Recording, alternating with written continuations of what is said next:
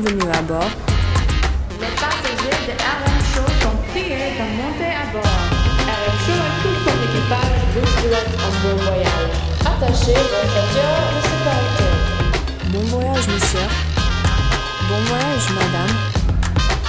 Bon voyage tout le monde les amis, ici c'est votre commandant de bord Roger Moutou, la voix de l'Amérique en direct de Washington, la capitale américaine. Un grand plaisir de vous savoir nombreux à nous capter ce soir de la bonne musique et bien sûr le programme comme d'habitude. Nous avons toujours nos programmes habituels et bien sûr des invités dans cette émission. Jean-Louis va nous rejoindre aussi, Mafema, dans un instant, il sera avec nous. N'oubliez surtout pas que notre sujet de la semaine, on parle toujours des inondations en Afrique et nous allons y revenir encore une fois aujourd'hui avec nos invités. Attachez vos ceintures de sécurité, on décolle.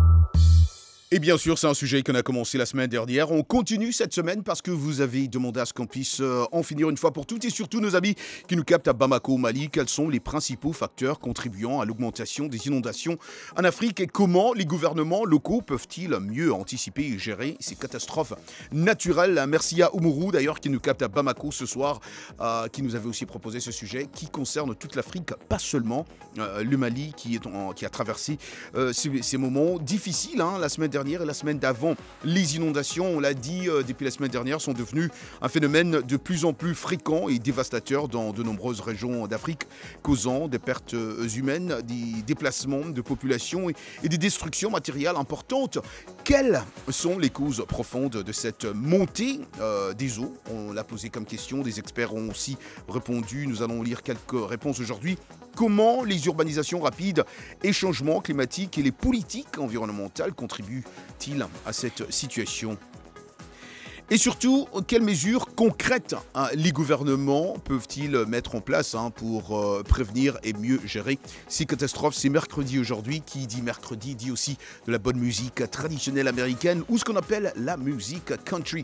Je salue nos amis qui sont en train de nous capter à l'université Cheikh Anta Diop, qui nous ont aussi écrit abondamment la semaine dernière. Nos amis qui nous captent à l'université Cheikh Anta Diop, c'est pour être plus précis, c'est à Dakar, au Sénégal. Merci beaucoup à eux. On n'oublie pas nos amis qui nous captent ce soir à Libreville, à Abidjan, à Kinshasa, à Brazzaville. On décolle ce soir avec Rodney Atkins. Eat, sleep, love, and then you repeat. Roger Moutou, vous écoutez RM Show sur VOA Afrique. Vous écoutez RM Show, une émission de VOA Afrique en direct de Washington DC, la capitale américaine. Quels sont les principaux facteurs contribuant à l'augmentation des inondations en Afrique et comment les gouvernements locaux peuvent-ils mieux anticiper et gérer ces catastrophes naturelles? C'est la question de cette semaine. On salue nos amis qui sont en train de nous capter ce soir à Bujumbura, qui sont nombreux aussi à nous capter sur les réseaux sociaux, www.3xw, bien sûr, .voafrique.com. On est ensemble, on vous l'a dit aussi au début de cette émission que nous allons recevoir un invité pas comme les autres. Et merci à vous si vous êtes en train de nous capter à Libreville, au Gabon, parce que vous nous avez écrit abondamment. Je rappelle que vous pouvez toujours réagir aussi à notre sujet de la semaine au plus 1 703 350 37 31. Encore une fois, c'est au plus 1 703 350 37 31. Mais vous vous demandez qui est l'invité aujourd'hui dans RM Show. Écoutez, c'est un grand plaisir en tout cas aujourd'hui, c'est un honneur pour nous de recevoir, je le disais, un invité exceptionnel, un homme dont l'engagement pour la culture et le développement de la République démocratique du Congo est inébranlable, si on doit le dire ainsi. Il s'appelle Monsieur Jean-Louis Chimbalanga, licencié en économie avec une spécialisation en finance et un fervent défenseur de la lutte contre la pauvreté culturelle. En 2000, avec le soutien du programme des Nations Unies pour le développement, PNUD, il a réalisé une évaluation approfondie de l'état de la pauvreté culturelle dans 450 écoles de Kinshasa et 45 écoles du Congo central. Son rapport qui a été présenté au ministre des Relations internationales et de l'énergie à l'auditorium de la Régie des eaux a marqué un tournant important dans la reconnaissance des enjeux culturels en RDC. Jean-Louis Chimbalanga ne s'est pas arrêté là, pas du tout. Dans le cadre de la décennie mondiale du développement culturel, il a créé un cadre unique de valorisation des danses traditionnelles congolaises soutenues par l'UNESCO permettant de renforcer l'intégration culturelle au sein de la diaspora congolaise. Son travail ne se limite pas à la RDC puisqu'il a également organisé plusieurs activités en France, à Valence pour être plus précis, dans le cadre de la journée de l'enfant. En tant que président du collectif Convergence pour l'émergence du Congo, un think tank réunissant des intellectuels congolais, il continue de mener des actions pour la cause de la RDC, y compris des démarches juridiques notables. Auteur de plusieurs publications, dont le célèbre ouvrage L'impératif d'une culture démocratique en RDC, publié en 2006, et plus récemment La vérité de la vérité des urnes de 2018 en RDC. Jean-Louis Chimbalanga est un penseur, un acteur clé pour le développement de la culture et de la démocratie en RDC. Je le disais, je le redis, c'est avec un immense plaisir que nous l'accueillons aujourd'hui pour discuter de son parcours, de ses projets, de sa vision pour l'avenir. En tout cas, on dit merci infiniment à messieurs Jean-Louis Chimbalanga, finalement, d'être dans nos locaux. Merci à vous, Roger. Merci de cette invitation. Je ne m'attendais jamais. Je ne pouvais même pas m'imaginer qu'un jour je pouvais être invité à la Voix de l'Amérique. Je vous remercie. Oh ben non, c'est un honneur, c'est un privilège. Et nous voyons déjà les ouvrages ici. On va en parler dans un instant. Mais d'abord, monsieur Jean-Louis Chimbalanga, qu'est-ce qui vous a poussé à choisir l'économie et plus spécifiquement l'option financière pour vos études? Écoutez, ça, j'ai commencé depuis que je fais le high school. Oui. En fait, j'étais beaucoup plus vers tout ce qui avait trait à l'économie, tout ce qui avait trait commercial, on peut dire comme ça. Et après, j'ai eu à travailler d'abord à la First National City Bank. Et ce n'est qu'après que je me suis lancé dans l'économie, parce que, bon, en fait, l'économie, c'était beaucoup plus facile pour moi. Ah ouais, plus facile, plus facile. Et je le disais en titre que vous êtes un homme de la culture aussi. Comment cette formation économique a-t-elle influencé votre engagement dans la lutte contre la pauvreté culturelle? C'est d'abord... la pauvreté culturelle est arrivée au moment où j'ai vu que la manière avec laquelle nous pensions, nous, Congolais, n'était pas celle que je m'attendais à ce que nous puissions penser. Je donnerai un exemple pour vous présenter un arbre. Excusez-moi d'être un peu gauche. Vous présentez un arbre à nous, Congolais, pour ne pas dire africain en général, et vous le présentez à un occidental. Les visions sont différentes. Moi, je vois l'arbre pour le brûler tout de suite, faire le quoi à manger, mais lui, il voit le bois différemment pour pouvoir se faire de l'argent. Donc, c'est une vision que j'ai vue. Je me suis dit, mais tiens, la façon de penser, pourquoi nous pensons comme ça? J'ai eu à faire une étude évaluative dans 450 écoles de Kinshasa et 50 écoles de Bas-Congo. Wow. J'ai trouvé des indices réels apparentés à la pauvreté culturelle. Je ne parle pas ici d'une culture qui a trait à l'identité culturelle, mais la culture de développement. Le développement, l'industrialisation. Ouais. Comment est-ce que même l'association, savoir s'associer, nous n'avons pas cette culture. Voilà des choses que j'aimerais un jour que nous puissions préparer demain. Le Congolais à acquérir ce qu'on appelle une culture de la patrie et de la République. Et en ce moment-là, je pense que nous pourrons arriver à faire quelque chose. Ça, c'est très profond. Je n'aime pas trop développer parce que je le sens.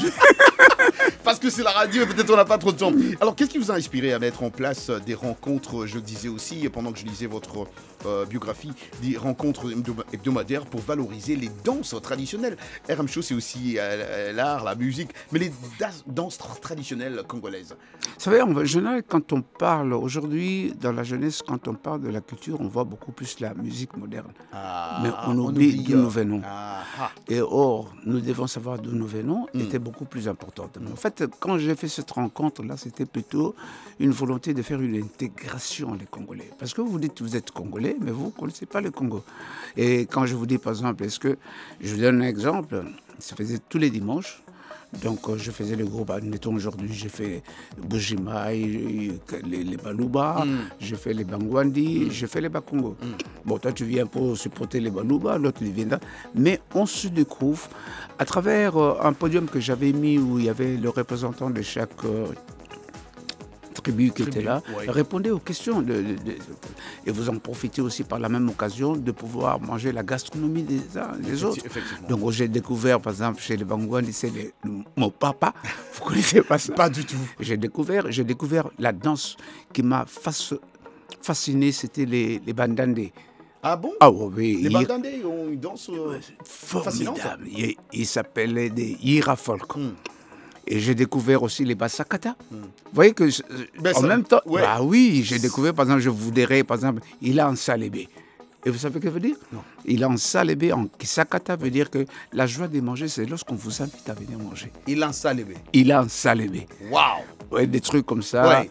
Ça a permis tous ceux qui étaient là à se découvrir. À se découvrir. Et l'intégration se faisait pour devenir un vrai Congolais nationaliste. Mais évidemment, parce qu'aujourd'hui, quand on parle même du tribalisme dans ce pays, je pense que ça, c'est un modèle qui pouvait réunir tous ces Congolais. C'est une très bonne chose que vous dites là, parce que je pense, si l'occasion me permet, comme le président voudrait qu'on se voit peut-être prochainement, c'est comment préparer les Congolais de demain. Parce que lui, bon, allez, voulons dans 10, 15, 20 ans, il va partir.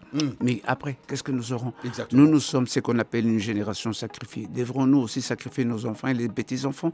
Ces enfants, aujourd'hui, certaines personnes qui sont de ma génération leur donnent des mauvaises semences, des semences de division, de séparation, alors que ces enfants, dès la base scolaire, on doit leur apprendre la culture de la patrie et de la République. Et en ce moment, ils parleront du Congo avant tout et d'abord, comme les petits Américains. Dès les kindergarten, on leur apprend USA first. Et nous devons apprendre à nos enfants, ça va Congo d'abord. Congo d'abord. C'est une sémence. Et ça s'acquiert. Et l'espace providentiel pour pouvoir l'acquérir, ce n'est que l'école. Et donc, il faudrait que le ministère de la Culture puisse arriver à travailler en bonne intelligence avec le ministère de l'Éducation nationale pour mettre en place un programme. Un programme. Monsieur Jean-Louis Tchimbalanga, vous parlez prochainement peut-être rencontrer le président de la République congolaise, monsieur Félix Tshilombo Tshisekedi. Vous l'avez déjà rencontré? Oui. D'accord. Alors, ma question, c'est aussi pourquoi je pose cette question. Parce qu'on vous trouve un peu dans tout. Dans la danse, la culture, la politique, hein, les ouvrages, auteurs de plusieurs ouvrages, on va en parler. Quel a été l'impact de votre rapport, M. Jean-Louis Tchimbalanga, sur la pauvreté culturelle en RDC, sur les politiques publiques, mais aussi les initiatives locales? Mais d'abord, il fallait définir c'est quoi la pauvreté. Et quand on essaie de décortiquer, on voit que la pauvreté est pluridimensionnelle. Elle peut se trouver dans une personne, elle peut se trouver dans une famille, elle peut se trouver dans une communauté, elle peut se trouver dans un pays. Alors il fallait savoir laquelle que nous souffrons. C'est comme ça que j'ai eu à faire cette étude évaluative. Donc c'était par des questionnaires choix multiples. J'ai trouvé par exemple des personnes qui disaient que « Ah, moi, Lumumba, je le connais très bien, j'ai vécu avec Lumumba, je peux... » Mais quand on voyait les réponses qu'ils donnaient, ça n'avait rien à voir. La première chose aussi qui m'a tiqué, c'est que c'est les prix que j'ai donnés, les prix que j'ai donnés. Et on sentait la volonté de l'exode, de fuir le pays. Le pays. Et c'était le titre de voyage que j'avais aussi mis. Alors on sentait des gens qui disaient « Non, ce billet-là, c'est moi qui le gagnerai ». Mais quand on voit les réponses, on se pose la question « Nous allons trop vite ».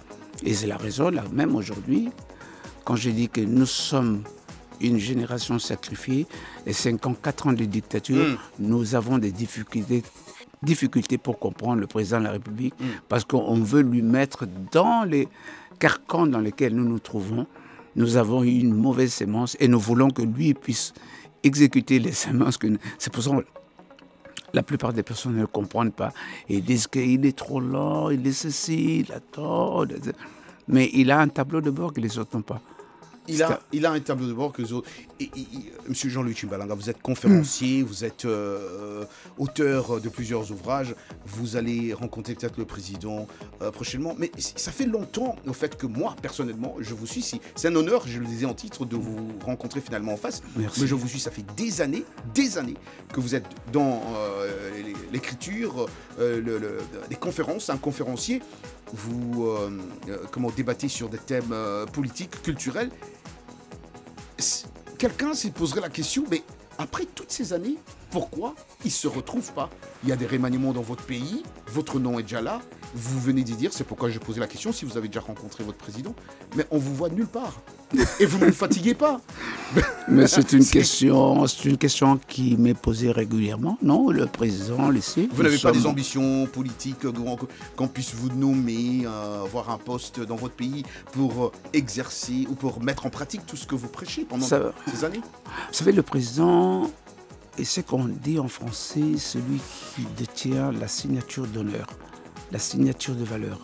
Il choisit qui il veut, quand il veut, pourquoi il veut. C'est pour ça qu'on dit à sa propre discrétion. Lorsqu'on parle d'une discrétion, on voit, ça peut être aussi sentimental, ça peut être par quelqu'un qui vous suggère, ça peut être personnellement par des stratégies politiques.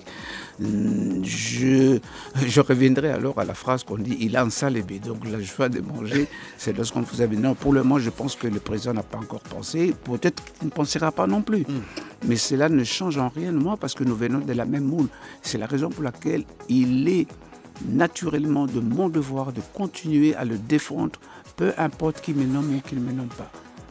Voilà pourquoi on croit que... Pourquoi vous êtes toujours positif? Mais je suis positif dans la joie de voir que la lutte que j'ai menée avec l'homme qui m'a donné ce pouvoir de pouvoir lutter comme ça, qui est le père biologique du président de la République.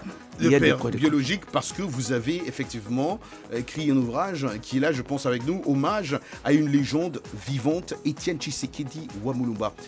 Quelle a été d'abord sa réception par le public, hein? D'abord, j'aimerais dire pourquoi j'ai écrit cela.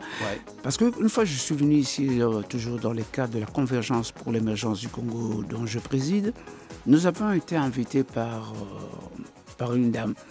Et nous n'étions pas, je n'étais pas seul, donc nous étions une dizaine. Et pendant que nous parlions, et la femme dit, Étienne Tshisekedi, les gens écriront des tomes et des tomes sur cette personne. Alors, ça m'a un peu tiqué. Pourquoi? Il dit, cet homme est de la trempe de Gandhi et de Mandela. Mais lui, il a quelque chose de plus que... C'est quoi? Gandhi a fui plusieurs fois en exil, lui n'est jamais parti en exil. Et Mandela a fait recours aux armes, lui n'a jamais fait... J'ai eu la chair des poules. J'ai dit, mon oncle est encore là, vivant. Il faut que j'écrive, le rendre hommage pendant qu'il vit. Parce que c'est souvent quand une personne est morte, et en ce moment-là, on reconnaît. J'ai dit, je ne ferai pas de raison funèbre. Pendant qu'il est là, il faut que j'aille. Et c'est comme ça que je suis parti. Après, il y a les gens, vous avez vu, qui sont venus à la conférence que j'ai donnée, le président de la République actuel. Dans cette période-là, il est venu, beaucoup de ceux qui l'ont nommé comme ministre étaient là. Donc, il fallait que j'explique la valeur qu'ils m'ont donnée. Et c'est mon père biologique qui, lui, m'a initié à l'UDPS. Et moi, je ne suis pas membre de l'UDPS, mais j'ai l'UDPS en moi. Et comme je le dis régulièrement, je suis un peu comme dans la Bible, Paul. Hein.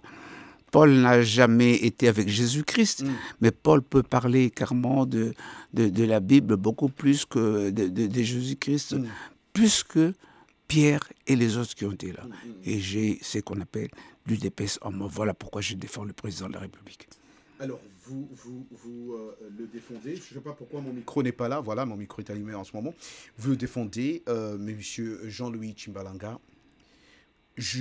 Dans mes émissions, je parle avec plusieurs Congolais qui sont aussi certains qui sont vraiment pas satisfaits aujourd'hui de ce gouvernement. Aujourd'hui, récemment, on a entendu ce qui s'est passé à la prison de Makala, une grande prison dans la capitale congolaise, où les gens ont été tirés, tués. Qu'est-ce que vous dites de cela? Ça, c'est l'actualité. Ça fait que je n'ai pas eu cette... comment on appelle? Je suis dans le pouvoir, mais je ne suis pas dans le cercle de pouvoir. C'est-à-dire, en ce moment... Mais vous avez quand même appris cette nouvelle. J'ai appris comme tout le monde. Et en tant que Congolais, j'ai appris comme tout le monde. Ouais. Je ne vais pas me précipiter comme tout le monde. Exactement. Ça, voilà, c'est que je pouvais vous répondre. Ça, je comprends, mais la mort de vos compatriotes... La mort, tout homme, même une seule personne qui meurt, tue. Mais alors pourquoi on se posera la question, pourquoi il est mort? Alors là, j'attends. Je n'ai pas encore de réponse. Pour le moment, je ne sais rien vous dire. Alors, revenons un peu à ces ouvrages, avant de passer à un petit repos, là. La vérité des urnes de 2018. Alors, je pense que ma première question serait de savoir pourquoi on a 4 thèmes. Ah, bonne question. Ouais, ça c'est la première question parce qu'on en a tellement ici. Je ne sais pas si notre caméra pourra, mais je pourrais mettre ça ici. Voilà, ça c'est déjà 2. Déjà, on a volume 1, volume 2. Pourquoi 4 thèmes sur la vérité des urnes? C'est quand même profond aussi comme titre. C'est très profond ce titre. Peut-être cette génération ne verra pas l'importance de ces titres, mais peut-être les générations futures que nous ne devons pas léguer ce qu'on appelle la pauvreté culturelle. Il fallait leur laisser des bases solides sur lesquelles ils peuvent arriver à défendre notre pays. La vérité des urnes était une injustice que j'ai vécue. Une injustice volontaire. Injustice volontaire. Une volonté délibérée de pouvoir salir l'image d'un homme, Félix-Antoine Tshisekedi Tshilombo, par ce qu'on appelle la CENCO, qu'on appelle la conférence épiscopale, qui ont voulu diviser les Congolais et notamment appuyés par les médias internationaux, comme je dis dans le titre. Alors, vous dites pourquoi 4 titres? Parce que au départ, c'est beaucoup de pages aussi. Oui, au fait, en plus, avec plusieurs pages. Moi-même, vous savez, il y a des fois quand je regarde, je dis ah. Les gens qui ont écrit la Bible, je comprends maintenant, dès qu'ils se sont réveillés, ils se sont dit ah, mais moi aussi, quand je regarde Carvan dans mon salon, je dis c'est moi qui ai écrit ça, moi, oui, c'est moi. Et alors, et pourquoi, donc je reviens à la question que vous avez posée, pourquoi j'ai écrit 4? En fait, au départ, je ne suis pas parti pour écrire 4 volumes. Ah, d'accord. Au départ, j'étais révolté pour pouvoir.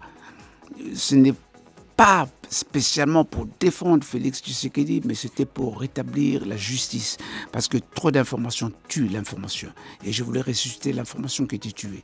Et c'est là, alors, un esprit me poussait chaque fois. On me réveillait à 2h, 3h du matin. Va écrire ça, c'est facile.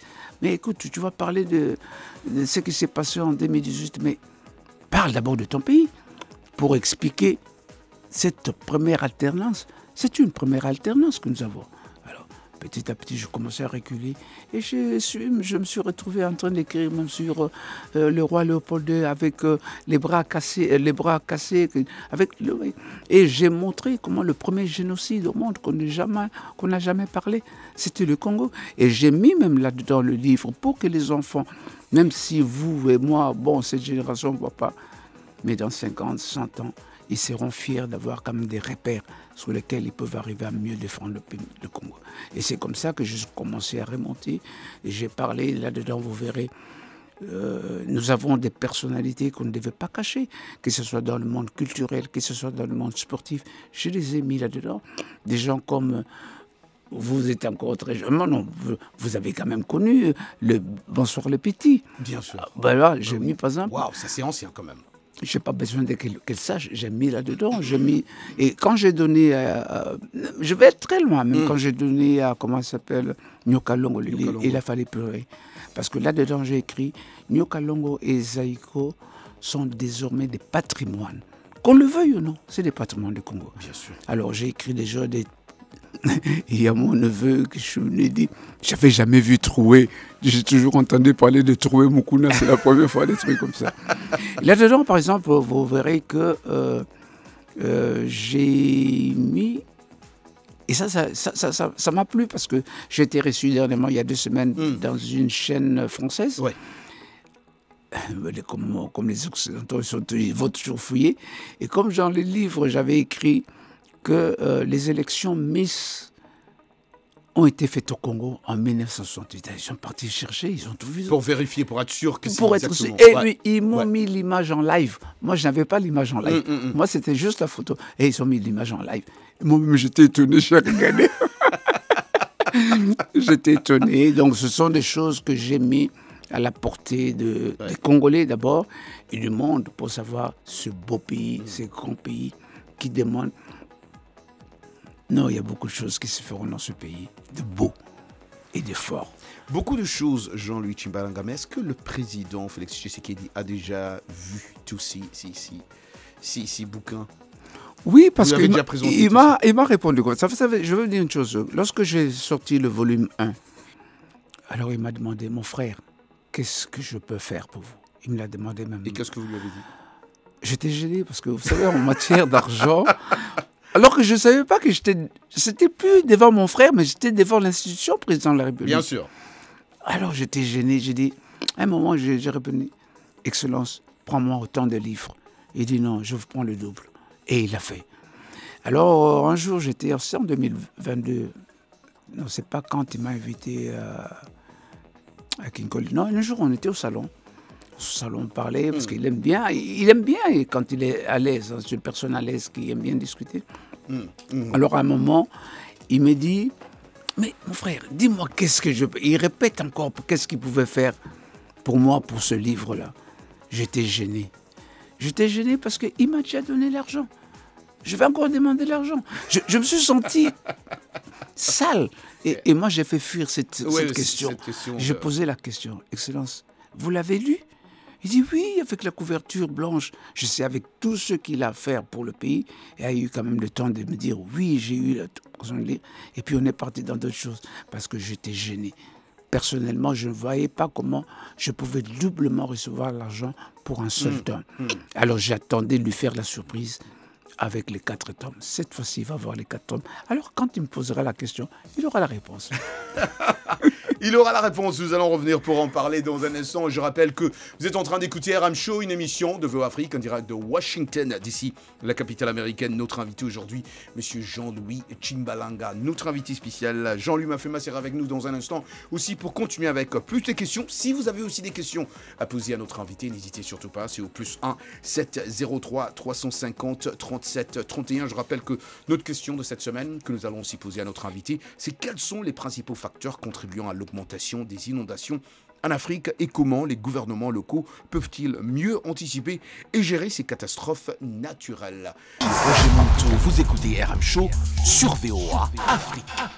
Merci à Yves Kalouira, le chroniqueur de La Nation et toute son équipe. Merci aussi à l'artiste Gloria. Vous écoutez RM Show, une émission de Afrique en direct de Washington, la capitale américaine. C'est votre commandant de bord, Roger Manteau, la voix de l'Amérique. Quels sont les principaux facteurs contribuant à l'augmentation des inondations en Afrique et comment les gouvernements locaux peuvent-ils mieux anticiper et gérer ces catastrophes naturelles? Jean-Louis Chimbalanga, notre invité, c'est la question de cette semaine dans RM Show. Vous avez une réponse à cette question d'après vous? Parce que c'est la période et les frères et sœurs africains, au Mali, on nous a appelés la semaine dernière. Nous savons que c'est une situation qui concerne pas seulement le Mali, mais plusieurs pays. On a vu dans le passé, à Kinshasa, Jean-Louis, on avait couvert où il y avait des inondations et les gens sont morts avec... Qu'est-ce que vous dites en général, cette question d'après vous? La première question que je me pose, qui ont vraiment ce souci-là? Je pense que ce sont des gens qui sont des auteurs de ces inondations. Excusez-moi, c'est les pays développés. Ah bon? Oui. Comment? Mais par tout ce qu'ils font comme... tout ce qu'on a comme des usines qui provoquent ce qu'on appelle les effets de serre. Qui en subissent au retour? C'est l'humanité. Et nous sommes un pays solution. D'ailleurs, on parle de la République démocratique du Congo qui est un pays solution. Donc, il faudrait qu'ils arrivent à trouver les voies et moyens, parce que, bon, ils ne croient pas qu'il n'y a qu'en Afrique. Vous ne faites pas partie des gens qui blâment les étrangers, les Occidentaux à tout moment. Chaque malheur qui arrive en RDC ou en Afrique en général, vous blâmez les Occidentaux ou les Américains. Les Américains sont des Occidentaux. Exactement. Aussi, parce que ce sont des Anglo-Saxons. Alors, exactement. Ce sont des Anglo-Saxons. C'est vrai, les Anglo-Saxons, c'est vrai. Mais quand on regarde, il n'y a pas que eux. Il y a la Russie, il y a la Chine, il y a tous ces gens-là qui polluent. Ils polluent et nous sommes victimes. Non, nous ne sommes pas les seuls à être victimes. Ils le sont aussi. Nous avons vu le cas des tsunamis, des cancers. Donc, je ne sais pas vous dire en ce moment, même si on essaie de penser, de trouver des solutions, mais est-ce qu'on trouvera des solutions pour arrêter les usines? Oui, parce que l'autre question, c'était vraiment de savoir comment Jean-Luc Chimbalanga, les gouvernements locaux peuvent-ils mieux anticiper quand même et gérer. Je pense qu'il doit y avoir une certaine anticipation ou gérer ces catastrophes naturelles. Parce que chaque fois que ça arrive, la population qui en souffre dit, bah, écoutez, on pouvait prévenir tout cela. On pouvait peut-être dire aux gens, écoutez, si la météo fonctionnait, on pouvait dire aux gens, déplacez-vous parce que ici, ça va, dans quelques jours, dans quelques mois, ça va pas aller. Qui sont les gens qui se sont déplacés à Tsunami avec tout ce qu'ils ont comme... Les populations.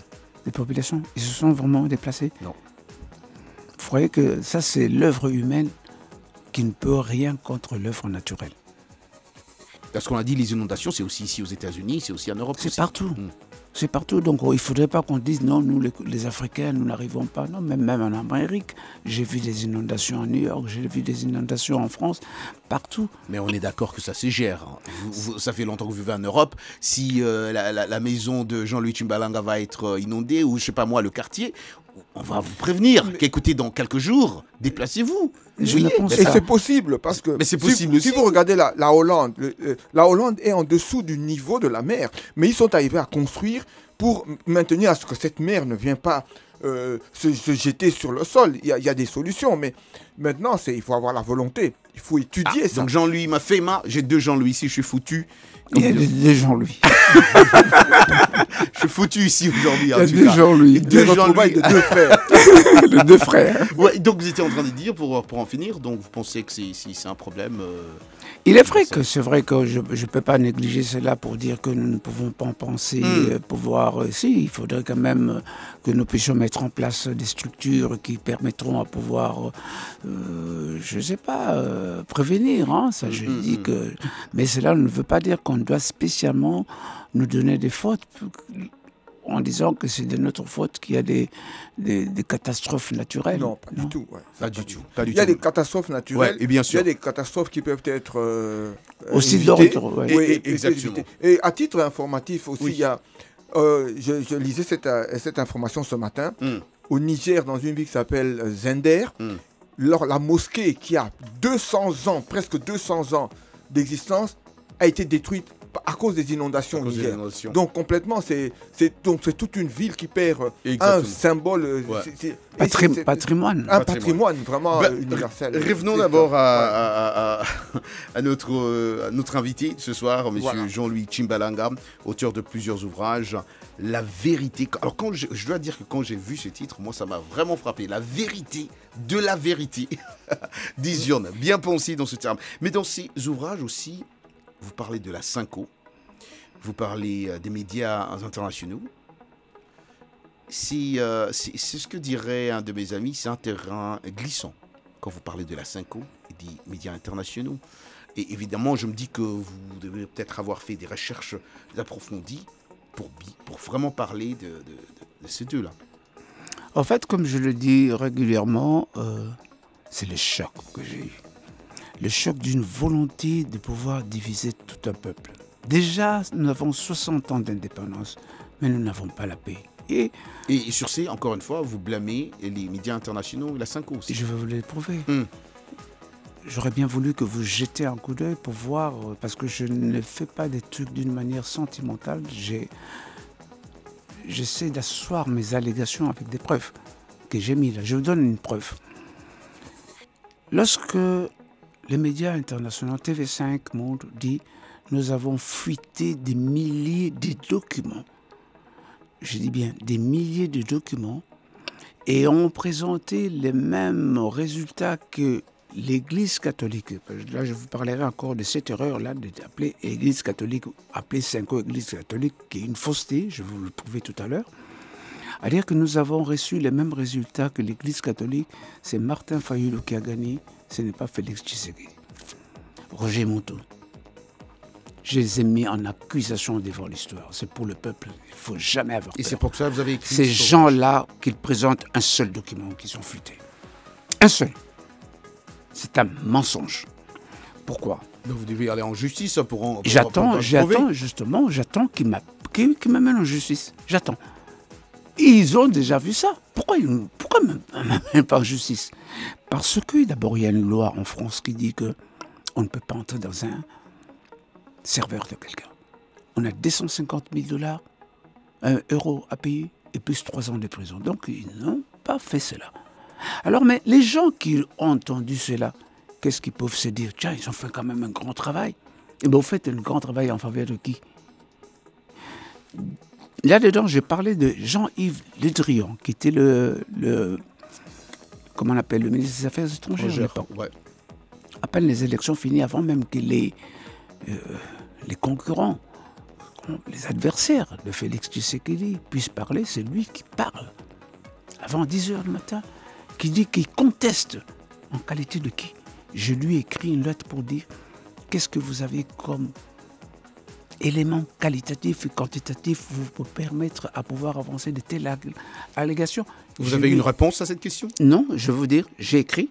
Vous allez voir la première lettre, la deuxième lettre, la troisième lettre et la quatrième, ce sont ces services qui me répondent. Vous n'avez qu'à vous limiter sur ce qui est écrit. Donc il a peur. Moi, je ne rigole pas quand on discute contre le Congo et contre les Congolais. Mais amenez vos arguments et nous allons discuter. Moi, j'aime bien la France qui est mon pays d'accueil, que j'aimerais qu'il puisse travailler en bonne intelligence avec mon pays d'origine, la République démocratique du Congo. Et je n'ai pas de complaisance là-dessus. Je ne discute pas lorsqu'on essaie de salir l'image de mon pays et des institutions de mon pays. Voilà comment on est arrivé, justement. J'ai trouvé la Cinco qui s'est fait prévaloir comme étant l'Église catholique. Non, c'est vrai que ce sont les évêques de l'Église catholique. Mais la Cinco, ça veut dire quoi? La conférence épiscopale du Congo. Il y a des conférences épiscopales partout où le Vatican se trouve. Le Vatican, c'est le plus petit pays au monde qui existe, mais qui a des représentations partout. Et leur ambassadeur, on appelle nonce apostolique, c'est la seule personne qui est dotée de ce qu'on appelle l'immunité diplomatique. Que ce soit qu'on nomme, je ne sais pas, un cardinal ou tout ce que tu veux, il n'a pas d'immunité diplomatique. Alors, quand une conférence épiscopale d'un pays décide sur une situation, ça n'a rien à voir avec l'Église catholique. Parce qu'il n'y a que la curie romaine, dirigée par le pape lui-même. Lorsqu'il prend des décisions, c'est alors concerne toutes les églises catholiques du monde entier. Mais cela n'empêche que la Cinco, qui se dit aussi défendre le peuple, qui souffre en souffrance, cela ne les empêche pas de dire tout haut ce que personne ne peut ce que tout le monde dit tout bas. Malheureusement, je me pose la question, lequel des peuples ils défendent? Parce que je vous mettrai à défi de me sortir une seule photo où vous avez vu le cardinal ou l'autre là, leur vedette, là, comment il s'appelle, Abbé Chollet, prise avec des pauvres. Mais moi, je peux vous sortir des tonnes, des photos, des images prises avec des riches, des immensément riches, dont on n'a même pas su comment est-ce qu'ils ont eu l'argent. Donc c'est une différence d'un mensonge. Et ce mensonge, je vais juste jeter par là. Ouais, vite fait.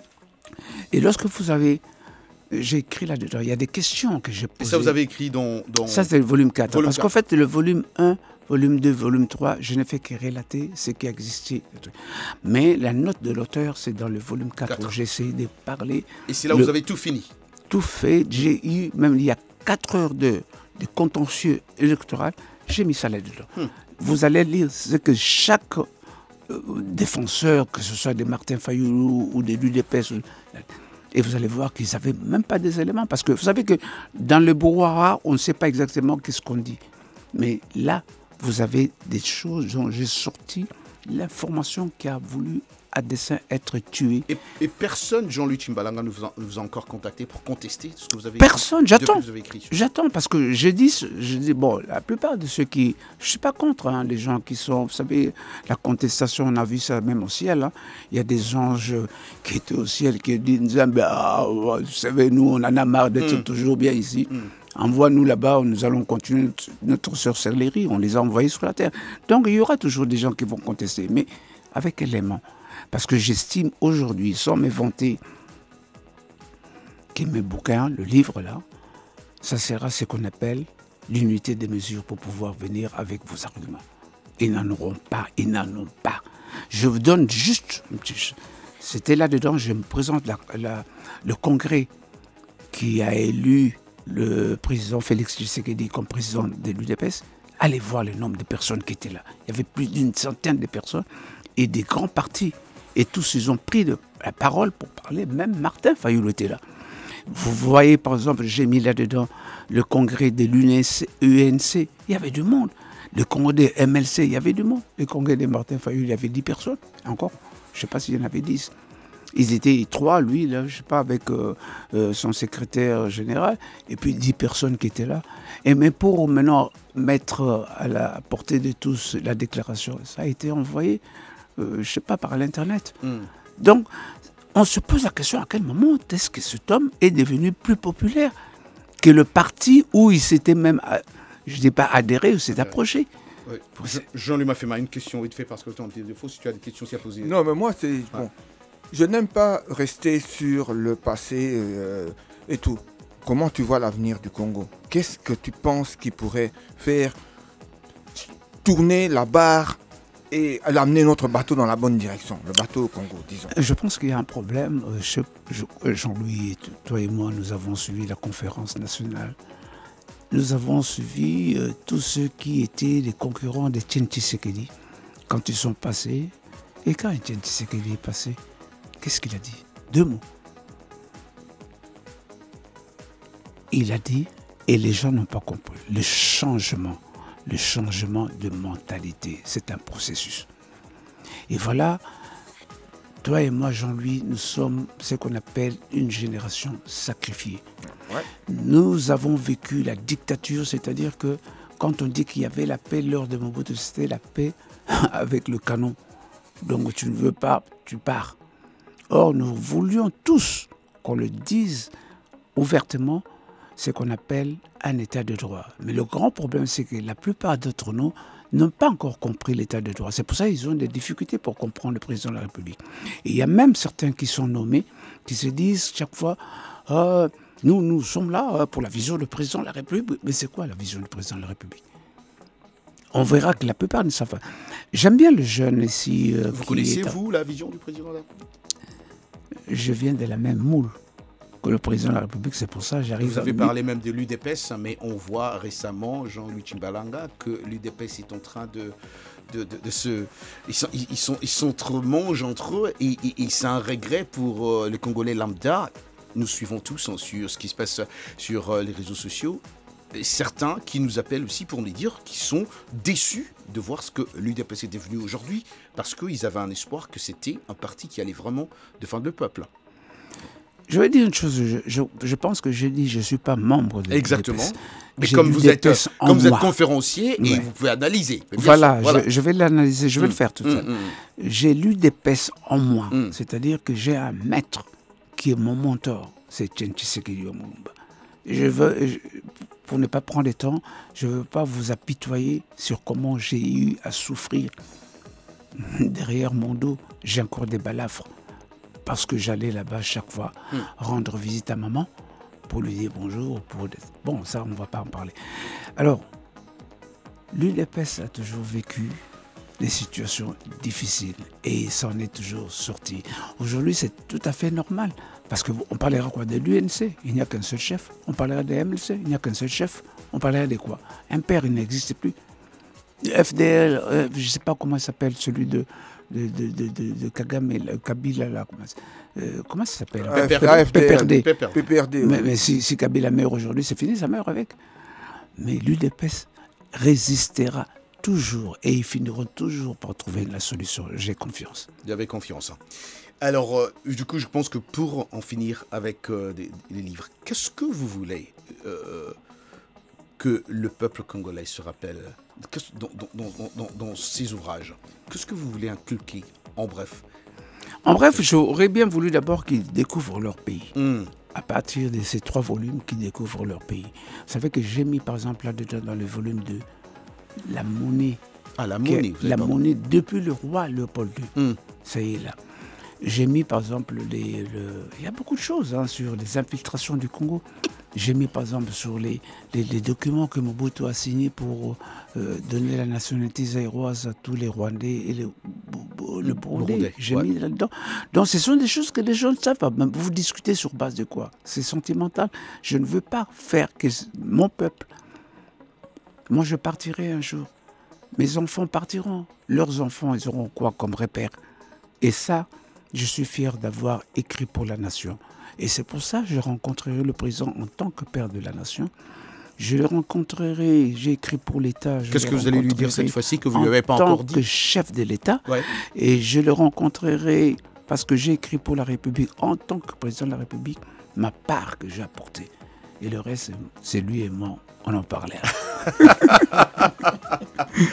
Le reste, c'est lui et moi, Jean-Luc Il nous laisse sur la soif. Là. Ben, ça c'est vrai, ça c'est vrai. On aimerait vraiment suivre la suite. Mais merci d'être passé nous voir. Encore une fois, je rappelle que vous êtes l'auteur de La Vérité, des urnes en 4 thèmes déjà. Hein, et vous parlez de 2018.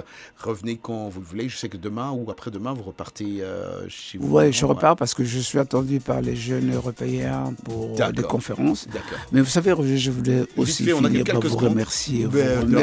Parce que je ne m'attendais pas. Merci, messieurs Jean-Louis Tumbelanga. Merci à Lionel Onanira Gaïma. Merci à toute l'équipe. Hein. Merci infiniment à vous qui êtes restés à l'écoute de cette émission. On se retrouve demain dans RM Show à la même heure, à 20h temps universel. Merci à Jean-Louis Mafema aussi ici, lui. Même l'avocat de RM Show. On s'est dit, comme d'habitude, rendez-vous, bien sûr, à la semaine prochaine. God bless. Peace Africa.